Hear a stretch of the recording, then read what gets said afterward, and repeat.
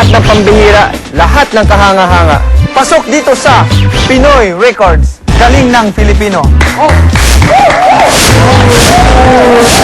Ito ang mga kwentong nakapasok sa Pinoy Records.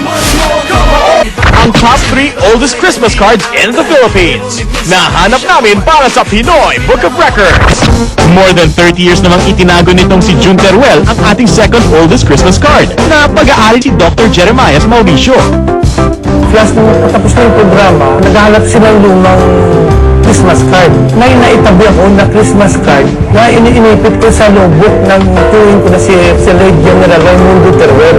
Dentistry student pa lang itong si Jeremias Mauricio nang matanggap ang Christmas card mula sa People's Bank and Trust Company na may petsang December of 1934.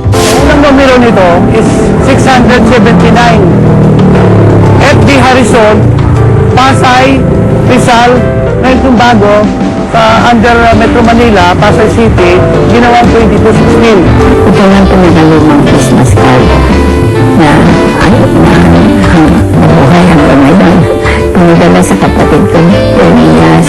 Pero kahit 74 years old ang card na ito, hindi pa rin ito ang pinakaluma dahil lang nakakuha ng top spot at titulong pinakalumang Christmas card sa Pilipinas. Nakita ko din sa mga bunto ng batin. May isang Christmas card. Nagka-interest ako ng ito yun. Meron ko nung hanapin yun yung edad nung card. Kasi 1939 nandun. Bagamat hindi na ito pag-aari, iningatan ni Mark ang Christmas card.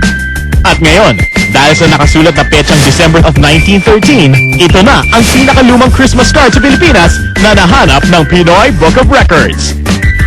Approve sa amin ang ginawa niyong pag-iingat sa mga makasaysayang Christmas card na yan. At pihadong masaya rin ang bagong taon ni na Evelyn, June at Mark dahil pasok na sila sa Pinoy Records. Ako, sabi ko yung Christmas card na to sa Pinoy